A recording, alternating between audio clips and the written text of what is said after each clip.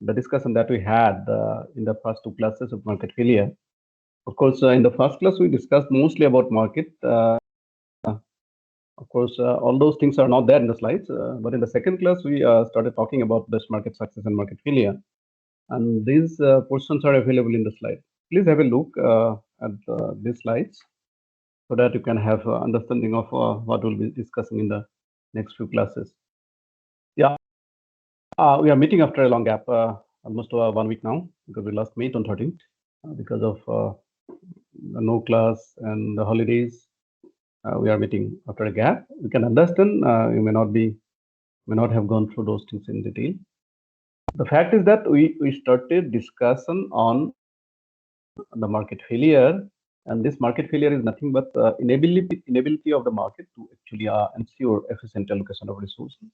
And in the case of allocation of resources, mostly we are talking about Pareto optimality. So wherein we say it's such an allocation in which it is impossible to improve welfare of any single individual without reducing the welfare of at least one person.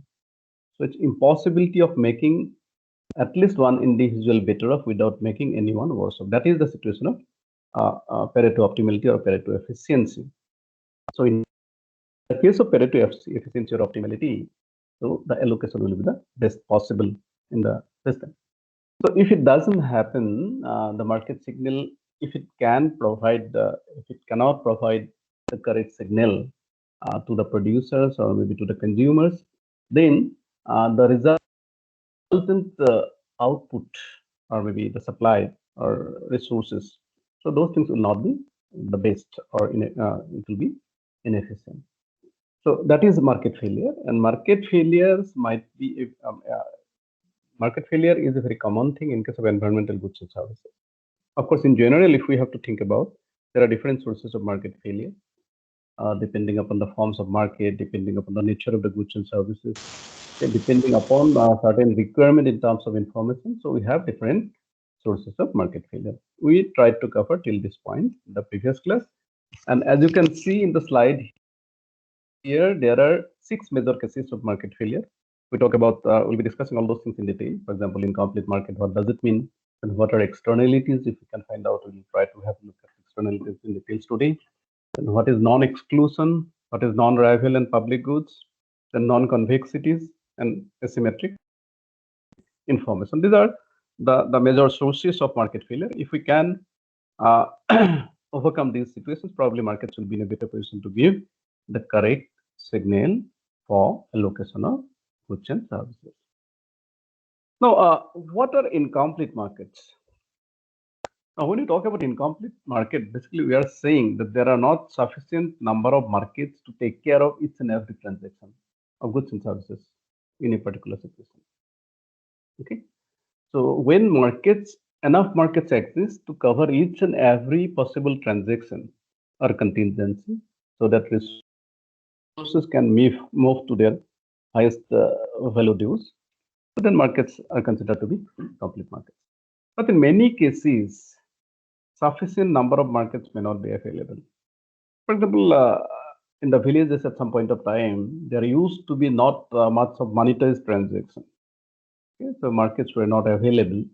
So many actions or activities were not routed through price mechanism. What happened if somebody doesn't have a particular goods or service? He or she might be resorting to kind of exchange between with his neighbors or with his or her neighbors. So somebody is in requirement of salt. Okay, he might be giving sugar and get salt from the neighbor, something like that.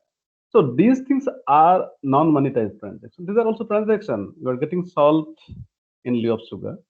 So this is not transacted through the price mechanism or through the market mechanism. So that means basically we can say that not enough markets are available for that. So that might be one reason. When you do not have enough markets to take care of each and every possible transaction, then we say that market is not a complete one. So in that case, markets cannot give a signal. So outside the market network also, there are a lot of activities which are being carried out. And these are never reflected in the normal market. So that is one situation of incomplete market. And it is pointed out that for a complete market, certain things are required. One of them is the well-defined property rights system. Well-defined property rights system. It's a very important thing, not only from the point of view of environmental resources, but also from the point of view many other resources. Okay, so you see, so when you talk about goods and services or resources, so property rights regime may play a very important role. Now, for example, if I have a laptop, if I own the laptop, so basically that belongs to me. The benefits of the laptop, so that comes to me. And similarly, the responsibility of any wear and tear of the laptop, so that should also be taken.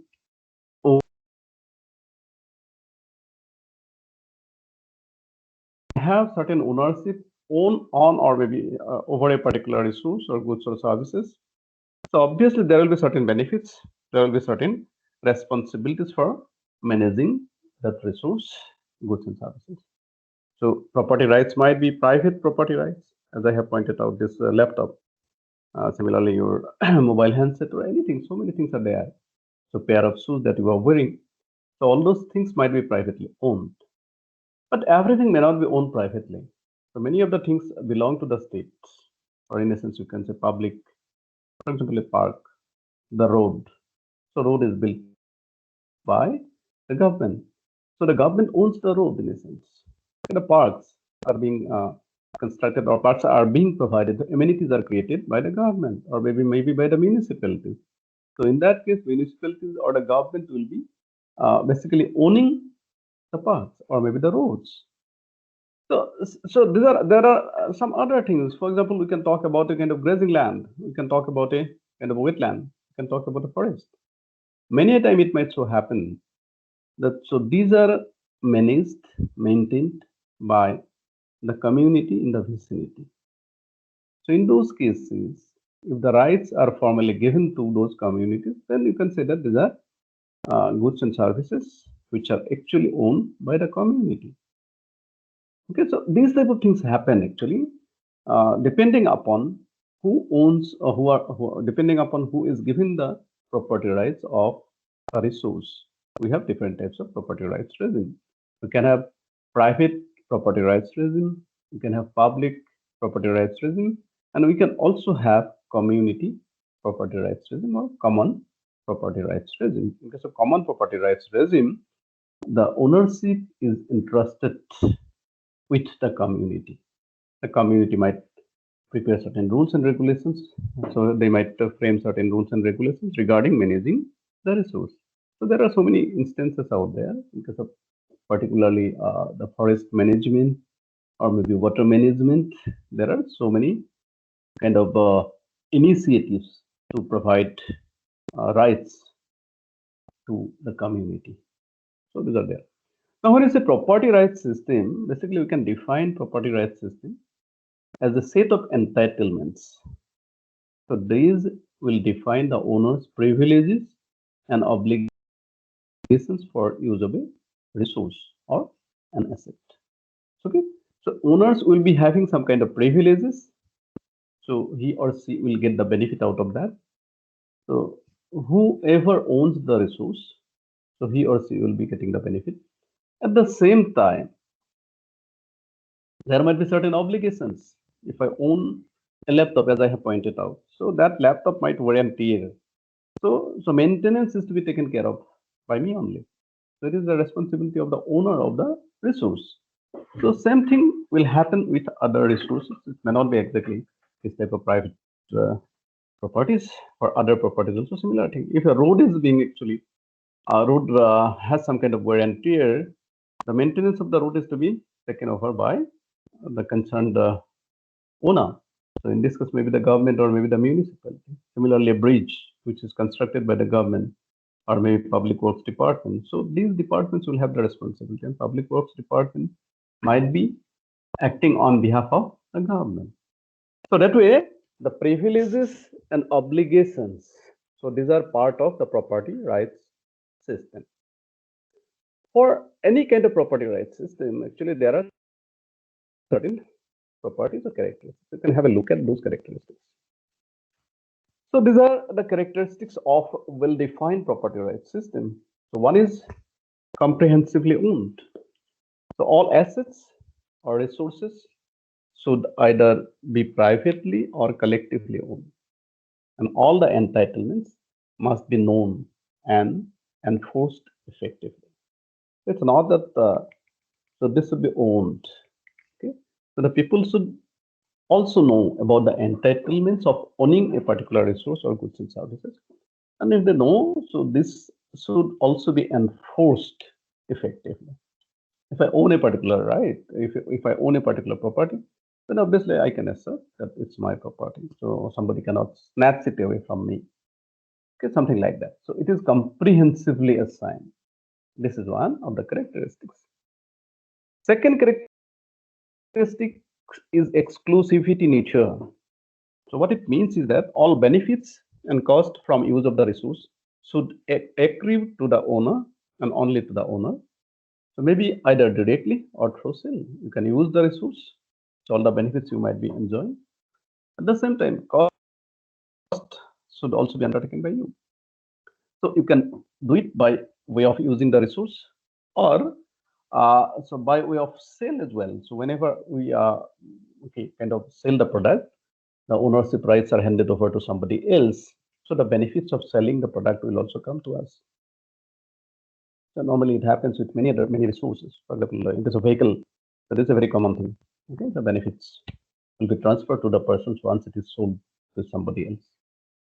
So this exclusivity nature of the property rights will be applicable not only for private commodities or private goods and services, but also for for the resources so which will be held in common. We talked about this common property rights regime. So for those resources which are held in common, for that also this rights will be there, or maybe kind of nature will be there. Third characteristics of property rights is transferability or transferable. All property rights must be transferable from one owner to another in a voluntary exchange. And in fact, so this nature or this characteristic provides the owner with an incentive to conserve the resource beyond the time he or she expects to make use of the resource. If I know that the vehicle that I am having right now will be used by me for only 5 years, but if I know that I can transfer the ownership of the vehicle after 5 years by way of sale to somebody else, and that selling will give me some benefits or value, then obviously I'll try to preserve the resource, preserve the vehicle, or maintain the vehicle in a better way so that I can get a good resale value. So that is the idea of transferability. Conservation is increasingly linked with this concept of transferability. The last characteristics of a well-defined property rights system is secure. Basically, property rights should be secure from involuntary seizure or encroachment by other individuals, firms, or the government. The owner has an incentive to improve and preserve a resource while it is in his or her control rather than exploit assets. So normally it happens actually. If I know that if I own a resource, then probably I'll be having the incentive to conserve or preserve the resource more than to explore or exploit it more. In case of natural resources, obviously that is an issue. If I know that by owning a particular wetland or probably a kind of lake kind of a thing or pond, so I'm going to benefit more in the future, then probably I'll be having the incentive to conserve or to preserve the resources. At the same time, so when we have this type of property rights system, so we can also exclude others from making use of the resource. Suppose if I have a pair of shoes and the pair of shoes will belong to me, then I will be using the pair of shoes. I may not allow others to use the pair of shoes. Okay, so that is very much interesting. In the case of environmental resources, we say that environment can be used for different activities, different purposes. So it can be used as supplier of raw materials. It can be used as kind of as a waste sink of the waste being generated of the economic activities. Now the fact is that since normally environment is not owned by anybody, it belongs to everybody, and so that is why nobody can be prevented from dumping the waste into the environment. But if it so happens that the ownership right rests on somebody, then that somebody might prevent others from using the resources as because it belongs to him or her. So that is one thing which is very important from the point of view of better management of environmental resources. Now, normally, since environment is not owned by anybody, so that's why that exclusivity or exclusiveness of environmental resources is not there at all. So it belongs to anybody and everybody. Now, in the case of incomplete market, as you pointed out, we say that this property rights are very important, but there are many environmental resources in which case we do not find the clear-cut property rights. For example, we talk about a lot of environmental resources like water, river, air. Who will be owning these resources? Okay, so if we cannot find out anybody, then obviously the market will not be. If we cannot find out anybody who will be owning these resources, then probably a market for these resources will not be there. In that case, if the market is not there at all, that will be the case of incomplete market, or in essence, we can say that market cannot be relied upon for giving a picture about the allocation of resources. The second issue, I believe, incomplete market, this is more or less about incomplete market. So in the case of market, actually, for complete market, there should be property rights. And for those resources where property rights are not well defined, markets will not be complete. In the case of incomplete market, market forces will not be able to give the right signal regarding allocation of goods and services. So market fails. The next thing we can talk about is of externality. Now, externality probably has been talked many times already, but we'll be taking these things a little bit in detail. Now, when you say externality, we talk about a situation in which case maybe certain activities are external to somebody, but at the same time, he or she is also having some kind of impact of that activity. We can always talk about the number of things. In some of the cases, it might so happen that the actions or decisions by one individual agent doesn't directly affect anybody else. Some example is given here. For example, I want to purchase a pair of shoes. My decision to purchase a pair of shoes doesn't affect anybody as such. Okay, so there is no. So if there is no effect from my decision to purchase a pair of shoes on anybody else, then we cannot say that there is no externality effect of that decision to purchase the pair of shoes. But all actions or decisions are not like that. In certain cases, it might so happen that a particular decision taken by me will have some impact on somebody else, although the others should not be having that kind of impact of my decision to do certain things. So if that happens, you can say that this is an external effect, or this is an externality effect for that person. After the decision is taken by me for a particular activity. So one example, so we talk about driving near hospital. If I drive near a hospital and suppose I blow the horn, and obviously that might be having some negative impact with those patients who might be admitted in the hospital. If it is near the ICU, then obviously it will be more difficult. So there are harmful effects. Although I am driving the vehicle, my intention may not be exactly to affect the people out there in the hospital, but the mere activity of driving near hospital might be having some harmful effects for the patients who are admitted into the hospital. So this is one case of externality where we are noticing some kind of harmful effect on some third person. Second thing we can talk about is inoculation of children. It's not only inoculation of children, inoculation or vaccination of people. Okay, so if I vaccinate, then obviously I might be prevented from the disease. At the same time, the people who might be coming in touch with me will also not be affected by my problem. So that way, in fact, it's a kind of beneficial effects for the society at large. Okay, so my activity might be having some kind of beneficial effects on somebody else, although it is not intended for those people. So although it is intended only for myself, but that will have some kind of impact on some third person or third group.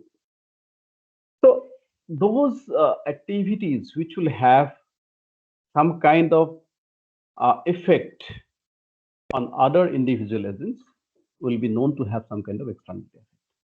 So externality is defined as an action by one individual agent that provides benefits or costs affecting other individual agents. Okay. So the issue here is that in the presence of externality things, markets will not be working efficiently. That is the issue. We'll come to that a little bit later. Now, this concept, yeah, to know why externality is a problem in decision making or in overall situation. So we can take certain examples. So a number of examples are given out here. So pollution, traffic congestion, environmental degradation, depletion of the ozone layer, etc. Suppose if I contribute towards depletion of the ozone layer, so that will have an impact on others as well. It's not that it will be having some impact on me only. No, it will have some impact on others as well. Similarly, pollution, if we talk about pollution, I am creating pollution, so that I'm contributing towards a generation of pollution. That generation of pollution will affect others as well. So there will be some third-party effect of the action that I have taken to generate pollution out here. So normally, in the case of externality, what happens? The decision makers, so they do not take into account the cost imposed on society and others as a result of their decision. So let us take the example of paper production. In the case of paper production, what happens? The producers of paper, so he will be producing the paper. At the same time, there will be a certain waste also. Byproduct will be generated, and this byproduct may not be useful. So the industry might be dumping it into the environment. It might be a river, it might be a lake, it might be just a simple kind of open field where it might be dumped. Normally, the processing is not happening. Now, if it is dumped into the environment, a water body or a river, so other people might be affected because people might be depending on the water bodies for their drinking water. Fishermen will be catching fish from the water body or river. So all these people will be affected. So there will be an externality effect of the action by your paper production. But the issue is the paper producers, the industry will not be taking into account those external costs, those that are inflicted upon the society, to the fishing community or the city dwellers who will be relying on the river for drinking water purposes. Okay, so the paper industry will be simply taking into account the cost of production in the form of those factors. Okay, in essence, you can say that the explicit factors of production in the form of cost of raw materials, paper pulp, for example, so how much cost it has, then kind of rent of the house, the kind of interest on capital, and also the share of in a share of income for the entrepreneur. So those things will be taken into account. The negative impact in the form of kind of health impact, or maybe kind of reduction in fish cost, or maybe kind of impure drinking water for the city dwellers. So those things are a kind of external cause or societal cause. So these things are not taken into account by the paper producer. So as a result of which, the overall cost of production will be much lesser than the overall societal cost of production. So he'll take into account only the private cost of production. So if the cost of production is less, the price based on the cost of production will also not be very high. Okay, from the point of view of society, of course, the cost should have been high, the price should have been high. Now, from the law of demand, we know that whenever the price is low, the demand for the product is high. when the price is high, the demand for the product is low.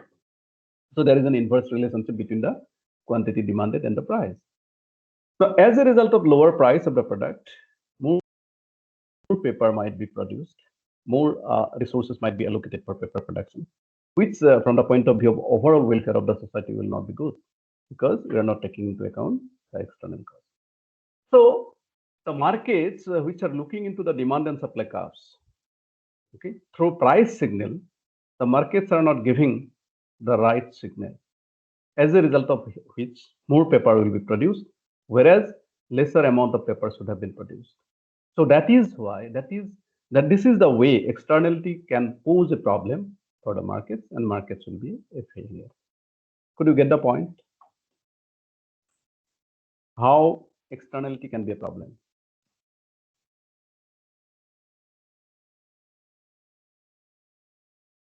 Anyone having an issue on this?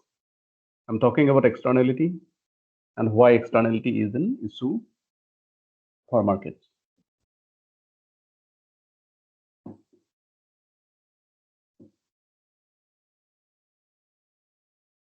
There is no issue. Everybody has understood? Yes, sir. Okay, thank you. So, so this particular issue was initially discussed by S.C. Pigou way back, of course. He had a book on wealth and welfare. So he started discussing about the externalities. Uh, Externalities are of two types. One is positive externality and the other one is negative externality. If we go back to the examples that I have given. So we talked about this inoculation of children or vaccination. So right now you know about this COVID-19 vaccine and other things. So this will be having beneficial effects. So in a sense, you can say those activities which will be having beneficial effects on the society or maybe on a third person. So these are considered to be positive externalities. Similarly, the other example that the driving near hospital, which will have the harmful effect, so that can be considered to be kind of externality or negative externality. There are two different types of externalities. One is positive externality and the other one is negative externality. So in case of positive, so it is beneficial effects will be seen. In case of negative externalities, so some negative effects or harmful effects will be seen in the case of society or maybe on the third party. A lot of examples for beneficial effects. So these are some of the examples: vaccination, flower gardens. If I if I have a flower garden, so that will be having some kind of positive vibe in the society or maybe in the neighborhood. So everybody will feel happy, joyous from the flower garden. So that might be positive benefits. Similarly, people talk about this production of honey. So probably you might be knowing so how it is done. And what happens when honey is produced? Sometimes what the beekeepers keep the hives in the kind of near flower gardens. So what happens? Two things happen. Honey is being produced out there in the hives. At the same time, the honeybees might be procuring certain things from different trees out there. No, so these will help in pollination of those trees as well. So if it is inside a kind of crop, suppose mustard and other crops, so where the honeybees will be collecting kind of things for them for survival or for their so ultimately, so that activity will have certain impact on pollination of trees as well. So that is another thing. So you are so the honeybees are engaged in production of honey. At the same time, they are also having some kind of impact for the farmers as a whole. So this is a kind of positive or beneficial effects or positive externality. In case of negative externalities, a lot of examples you can give. Playing of loud music at 4 a.m. Probably you may have heard about A.G. Gardiner. Have you heard about A.G. Gardiner? He wrote many interesting articles. A.G. Gardiner, he wrote many interesting articles. You can Google it in Google probably. A.G. Gardiner. So one very prominent article he wrote was on the rule of the road. So what he said is that so everybody has everything should have certain rules. Okay, so if you there might be a road, but the roads will also have certain kind of rules. So if you want to ride your noisy motorcycle, you can do that at a particular time. So, but you cannot do that at night. People might be affected because of that. People might want to have a good sleep, but if you can ride on your noisy motorcycle on the road, maybe at 3 a.m. in the morning, probably people will not be having a good sleep. So there will be negative impact on the people out there. Similar is the case with this playing of loud music at 4 a.m. Obviously, people will be sleeping, so their sleep will be affected. So your suggestion for getting good music at 3 a.m. might be having some adverse impact on the people around you. Similarly, smoking in a public place, some non-smokers might be affected because of that. Smokers will like it. So that's why, so in hotels and in airports, you'll be finding the smoking room or smoking zone because so that will prevent non-smokers being exposed to the smokes of cigarette smoking. Dumping of waste in a river by a paper mill, so that will also have negative externalities for the people who might be relying on the river water. So these are some of the examples. You can have so many examples of positive and negative externalities. Although you get a lot of examples on negative externalities, of course, positive externalities, not many can be seen. Okay, what about pollution? Is it a negative externality or a positive externality? Is it an externality, first of all?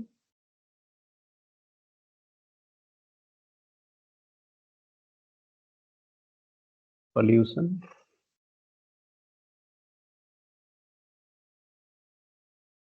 Yes, pollution is considered to be public bad. Of course, I'll come to that. This bad or good. So that is a different thing. So I'll be coming to that later on. Public bad in the sense it's a kind of thing which once generated, nobody can escape from that. So once pollution is generated, everybody is exposed to the pollution, air pollution, water pollution, all those things are there, no? So once it is there, so anyone and everyone will be exposed to that. So that's why this is a kind of public bad kind of a thing. Okay, so it's a kind of negative externality on that. So as I pointed out, it was S.C. Pigot who, in his book on wealth and welfare in 1912, so he started discussion of externality systematically for the first time. So what happens from the point of view of economic efficiency? So we need to have this social benefits and the comparison between social benefit and social cost. We make use of the concept of marginal social benefit and marginal social cost. Normally, the total cost increases. Benefits will definitely increase, but after a point of time, benefits will start coming down. Okay, or maybe output or production, whatever you can talk about. So those things might start falling after a point of time. The cost of production goes on increasing. Now, from the point of view of overall efficiency, when we are saying that marginal social benefits should be equivalent to marginal social cost. Now, here we are making use of the concept of marginal. Marginal, you student of you have studied mathematics, you know about that. So this is nothing but a kind of incremental effect on a particular variable when you bring in or when you go for one extra unit of that variable. For example, if we are talking about output, okay, so or maybe cost, for example, if you are producing one extra unit of the output or product, then how much of the total, how much increase has happened in the total cost? That will give you the additional or incremental cost. So that is known as marginal cost. Okay. So this is nothing but an addition to the total cost when we are producing an extra unit of output. Okay. Similarly, we can find out marginal benefit. Maybe benefits will be increasing, no doubt. So if you are producing something, okay, so the benefits will be there. Or maybe if you consume something, you'll be having some kind of satisfaction or benefits you'll be getting. Now, the additional benefits from consuming or making use of one additional item or maybe one additional unit. So that will be the marginal benefit or marginal, you can say, you can think about marginal private benefit, you can talk about marginal social benefit as well. So marginal concept is nothing but the concept of differentiation. Through differentiation, you can find out the marginal concept. Okay, so dy dx, for example, in case of dy dx, what we say is the incremental change in y as a result of marginal 1 unit change in x, something like that. If you find that cost is a function of output produced, then what is the additional cost for producing one extra unit of output? That is the marginal cost. Similarly, you can find out marginal revenue. Revenue is nothing but the income earned by the seller. So if you sell one additional unit of the output, so what will be the extra income that will be getting or extra revenue that will be getting? So that will be marginal revenue. So similarly, we can talk about marginal benefit, you can talk about marginal cost, so you can talk about marginal private benefit, you can talk about marginal social benefit, marginal private cost, marginal social cost. Now here, when we are talking about social benefit and social cost, we are talking about, okay, both private benefit as well as external benefit. Okay, so in the case of certain what you can find is that, so there will be certain external benefits to the society at large of certain activities. So individually, privately, some benefits will be getting, but at the same time, some other people also be getting some kind of benefits out of it. So that is the external benefit. We are talking about vaccination. In the case of vaccination, I am protected. At the same time, other people will also be protected in a sense that they will not be getting the disease from me by way of contamination, by way of contact. So that is the benefit. So in a sense, what we can find here is that, so there are two benefits. One is the private benefit and the other one is the external benefit. Both the things together will be the social benefit in general. So privately, I'm getting some benefit and other people are getting some benefit out of the activity. So overall, the society is getting that benefit. So this is social benefit, which is nothing but external benefit plus private benefit. So if we are talking about marginal social benefit, then we have to add up marginal private benefit with marginal external benefit. Similarly, you can define marginal social cost, which is summation of marginal private cost and marginal external cost. So these are the notation: MSB, marginal social benefit, MSC, marginal social cost, so that way it goes. So normally we say that economic efficiency will be achieved when marginal social benefit and marginal social cost will be equated. If it so happens that benefit MSB is greater than MSC, that basically means that additional output will be adding more benefits to the society than the cost. So that is why the output can be expanded. Okay, so we'll see. So what happens or what kind of policy should be taken up when marginal social benefit and marginal social cost are not in agreement? So in that case, since we are saying that economic efficiency will not be there, so what is to be done for economic efficiency? We have to look at it. Already I said, I discussed why externality can be a problem. So we are just relooking at that situation once more.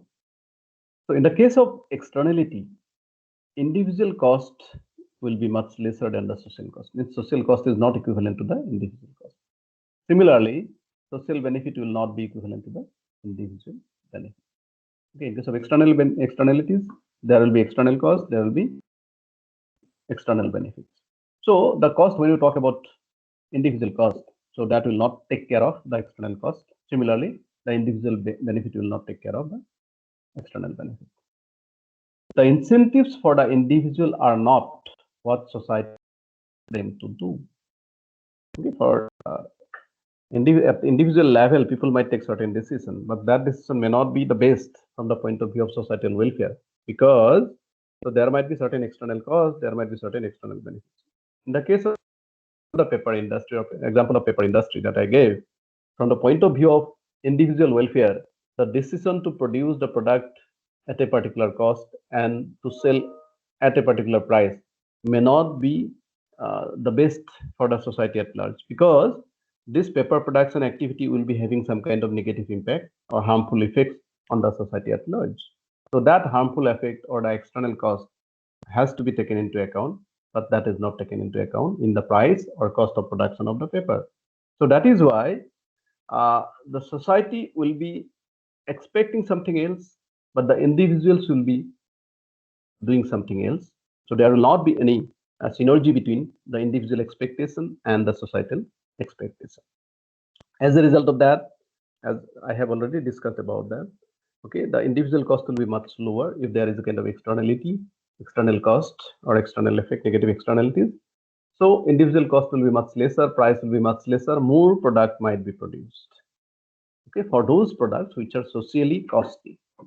Okay, so in the case of paper industry, as I have pointed out, so negative externalities are there, but more amount of the product will be protected. But in the case of those products which are having some kind of external benefits, so they will be produced in less quantity, although society wants them to be produced at larger number. So the markets will not be able to give the right signal out here. So market will be failing. So that's why it is a problem, right? So let's have a look at some graphs. Simple graph, all of you know about that. Normally, if we take the example of paper industry, one polluting supplier of paper. So demand for paper, demand curve is given as a kind of downward sloping curve, which is also signifying the marginal social value for paper. Now, what is the cost of paper is given in the form of red line, which is a kind of increasing curve to the quantity of paper. If you produce more of paper, then more private cost will be there. Additional or maybe increment to the cost will be higher and higher. Marginal private cost will be sloping upwards. Sorry. So the price will be decided on the intersection of this private cost and marginal social value. Normally, the demand and supply. In essence, my private cost curve will reflect the supply, and the social value will reflect the demand curve. Now, suppose let's assume that things are a little bit different now. There are social costs of paper production, which is much higher than the private cost of production. So in essence, you can say that there is negative externality. External cost is higher. So that is reflected in the higher marginal social cost. So this black curve, which is an upward rising curve, so that shows both the marginal private cost of paper production and also the external cost of paper production. So that's why what we are having here is the kind of marginal social cost. Okay. Now, in the case of marginal social value or benefit curve, the blue one, which is actually falling from left to right, we are not making a distinction between marginal private value or marginal private benefit and marginal social benefit curve. We are saying that this is only the demand curve, which is just equivalent to marginal social value. Why we are doing so is because of the fact that here we are considering the paper industry, and the paper industry is producing something.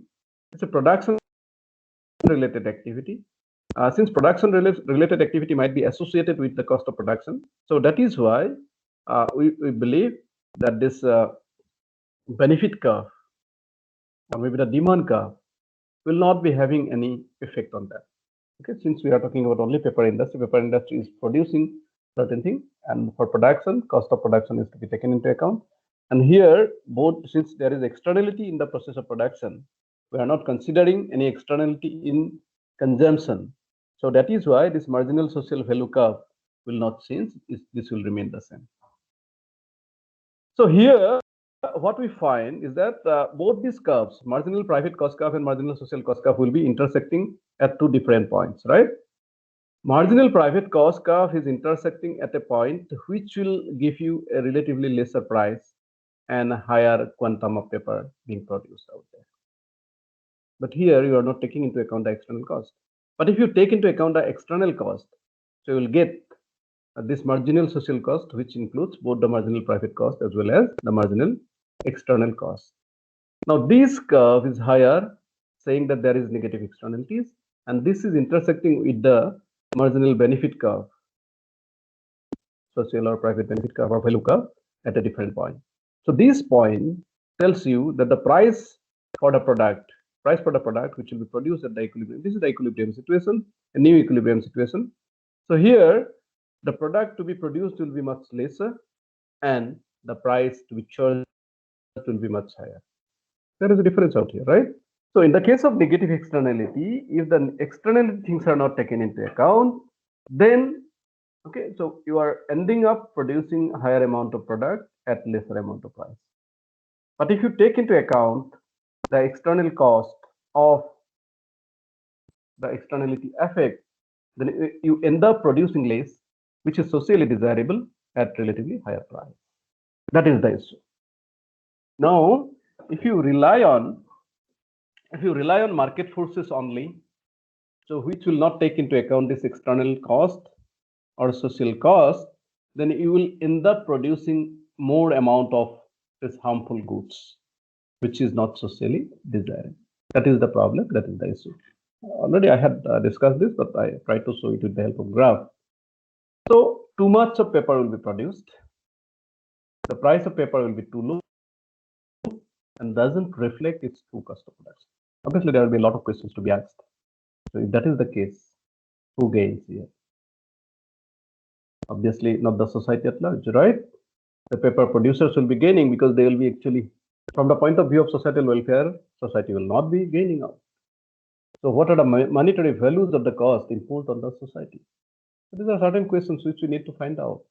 Actually, it's not very easy to find out the monetary values of the cost imposed on society. Basically, it's an external cost.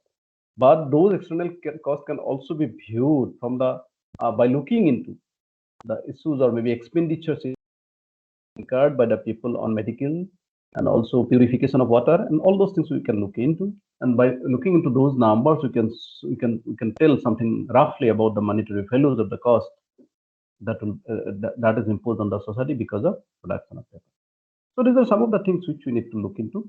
And in fact, since the market doesn't take cognizance of these things, then obviously some other policy prescription will be required. So that is why here markets will not be the best institution to take care of the proper allocation of the resources. Rather, somebody else has to be there. And normally this is a centralized agency. The government is expected to intervene and decide on how much of the product is to be produced and at what price. Or maybe so the government can do that by way of imposing taxes, by way of providing subsidies to encourage production, by way of taxation, so they can actually reduce the amount of production or those goods which will be having negative externality. Is it clear to you? Yes, sir. Okay, in the next phase, we will be trying to have a look at certain specific issues. For example, negative externality production, as is in the case of the previous example, similar to that. Actually, we'll be having certain examples. We'll see how it is done. If you look into this diagram, so you will find that you have a higher marginal social cost, basically showing that there will be negative externalities. And here, what we are trying to do, we are trying to show. Just a minute. Similar diagram actually that you had just now. So we can take these things one by one. So we can consider negative externality in production. We can consider negative externality in consumption also. Right now we are concentrating on negative externality in production. Here there are two variables out here. One is the price and cost on the y-axis, and the other one is quantity produced. Because cost and price both will be there because we are talking about demand curve as well as supply curve. So here, since we are talking about only negative externality in production, the demand curve is falling curve. So that will also reflect the marginal benefits. In a sense, you can say marginal social benefit or marginal private benefit. Both the things will be same here because private benefit will be coming from consumption, and consumption is reflected by the demand curve. And in the consumption, there is no externality. So private benefit and social benefit will remain the same. But in the case of cost, it will be a little bit different because there will be external cost. So marginal social cost will be different from marginal private cost. Now, what I meant to say here is that, you see, so if you rely on the market, so markets will be producing at the level of Q1, as has been shown already. So the equilibrium quantity of output will be Q1 at price P1. But since we know that there will be certain external effect out there, so social cost is to be taken into account. It's not that marginal private cost that is to be taken into account, but from the point of view of societal welfare, we need to take into account marginal social cost. And this marginal social cost curve is intersecting the benefit curve or demand curve at a different point, which represents an output level of Q0 and price level of P0. Now, if the production is happening at Q0 level, then the consumers are buying the product at P naught level. Okay, the cost of production at that point will be C naught. But the fact is that if there is no intervention from anybody, the output produced in the economy will be Q1, as because the market forces will dictate or maybe kind of fix a price of P1 for the product at Q1 level.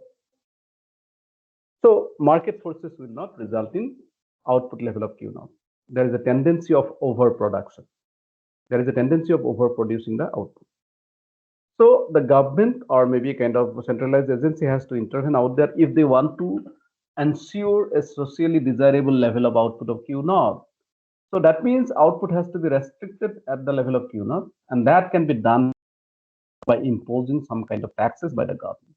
And that taxes might be in the form of this P0 minus C0, which is the excessive price over cost. That much of tax per unit of production has to be imposed on the paper producer or maybe the producers which are engaged in creating negative externality to the society. Only then socially desirable level of output will be produced, right? So that is the thing. So in the case of externalities, we'll be looking into other aspects of this externalities.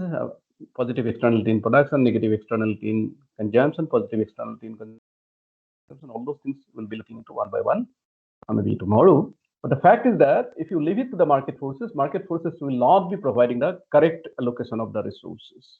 So they will be either overproducing or underproducing. So it will not be reflecting the true scarcity value of the resource out there.